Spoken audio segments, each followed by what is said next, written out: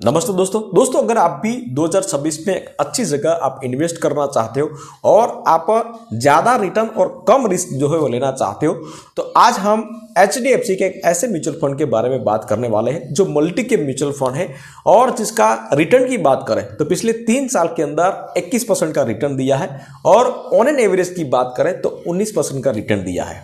19% का रिटर्न मतलब कि मान लीजिए कि अगर आज आपने 1 लाख रुपया इन्वेस्ट किया तो 5 साल के बाद आपका पैसा हो जाएगा 2,38,000 रुपया, मतलब कि डबल से भी ज़्यादा जो है वो आपको रिटर्न मिल सकता है। तो इस HDFC के म्यूचुअल फंड के बारे में मैं आपको A to Z माहिती इस वीडियो के माध्यम से बताऊंगा, तो वीडियो को लास्ट तक देखते रहना। तो चलिए शुरू करते हैं। तो HDFC के म्यूचुअल फंड के बारे में मैं आपको डिटेल में बात करूंगा दोस्तों, और साथ ही ये भी बात करूंगा कि कैसे आप हर महीने इस फंड में 1,000 रुपये की SIP करके आप आने वाले समय में कैसे आप 53 लाख रुपये से ज़्यादा आप रिटर्न पा सकते हो। और साथ ही ये भी बात करेंगे कि अगर आपको लमसम करना है तो लमसम का भी एक कैलकुलेशन हम करके आपको बताएंगे। HDFC के ये जो फंड के बारे में हम आपको बात करने वाला है दोस्तों, तो ये एक मल्टी कैप फंड है, मतलब कि ये मिड कैप में, स्मॉल कैप में और लार्ज कैप में इन्वेस्ट करता है, और इसी के कारण इसमें जोखिम जो है वो बहुत कम हो जाता है और लंबे समय तक अगर इन्वेस्ट करते हो आप तो एक अच्छा रिटर्न आपको मिल सकता है। आप सबको पता होगा दोस्तों कि HDFC ये कोई छोटी मोटी कंपनी नहीं है, ये भारत में दूसरी सबसे बड़ी म्यूचुअल फंड हैंडलिंग करने वाली कंपनी है। लोगों ने HDFC के अभी अलग अलग फंड में 9 लाख करोड़ से ज़्यादा का इन्वेस्ट किया है। अगर पहले नंबर की बात करें दोस्तों तो वो SBI म्यूचुअल फंड है, मतलब कि SBI पहले नंबर पे है और HDFC दूसरे नंबर पे है। मुद्दे की बात करते हैं दोस्तों कि HDFC का ये फंड का नाम क्या है, कौन से फंड के बारे में हम आपको बात करने वाले हैं, तो मैं आपको बता देता हूँ। HDFC multi cap fund direct growth, यह एक मल्टी कैप कैटेगरी का फंड है। HDFC ने ये फंड को 2021 में लॉन्च किया था और लोगों ने अभी तक जो है वो 4 स्टार रेटिंग दी है। फंड के NAV की बात करें दोस्तों तो सिर्फ 20 रुपये है, क्योंकि अभी 2021 में ही इसका लॉन्चिंग हुआ है और एक यूनिट की कीमत होती है ये 20 रुपये।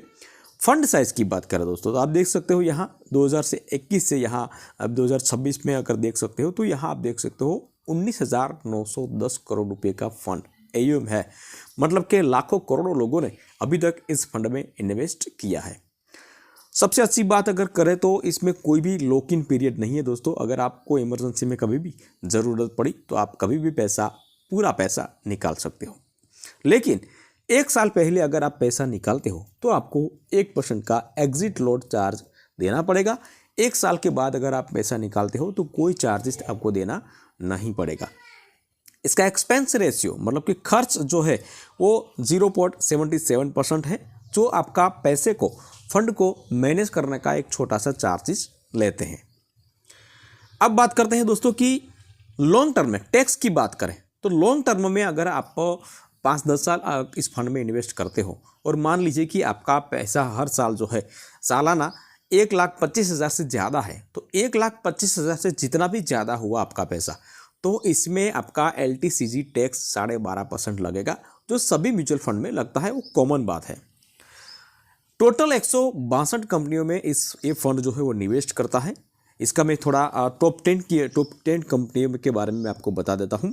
HDFC bank LTD, Mahindra and Mahindra, ICICI bank, Kotak Mahindra bank, Reliance industries, ICICI Lombard general, उसके बाद insurance company, axis bank, SCL technology, Britannia industries, Bajaj finance, भारतीय एयरटेल, अंबुजा सीमेंट और इन्फोसिस।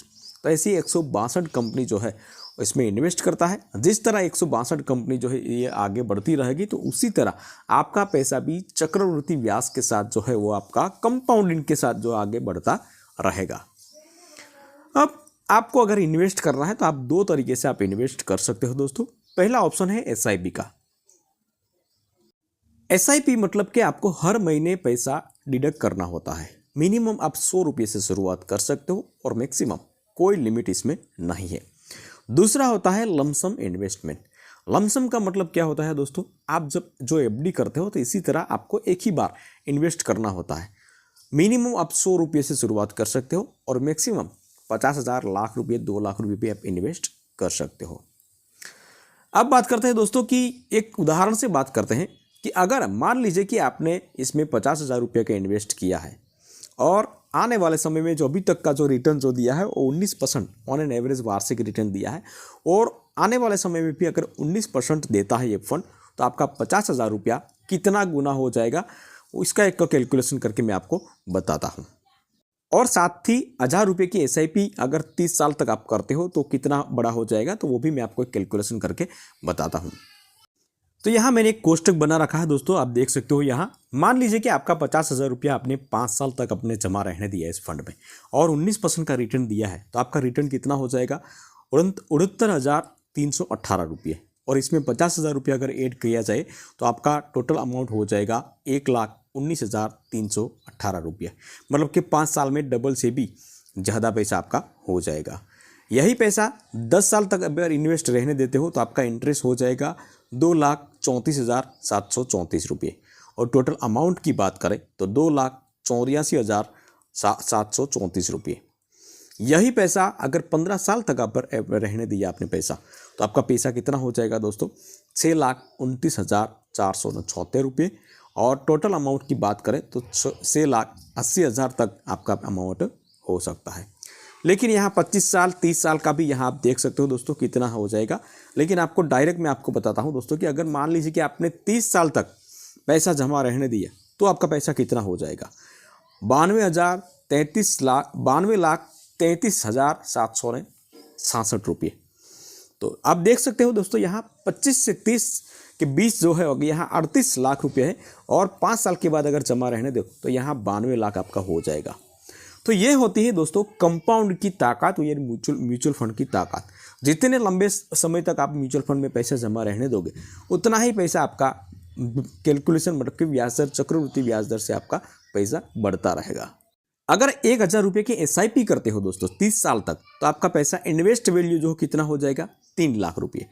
लेकिन इसके सामने रिटर्न आपको कितना मिल सकता है यहाँ आप देख सकते हो 50,07,843 रुपये। और टोटल वैल्यू अगर की बात करें इसमें 3 लाख जोड़ा जाए तो 53,07,843 रुपये आपका हो सकता है। तो ये होता है दोस्तों SIP और म्यूचुअल फंड की ताकत।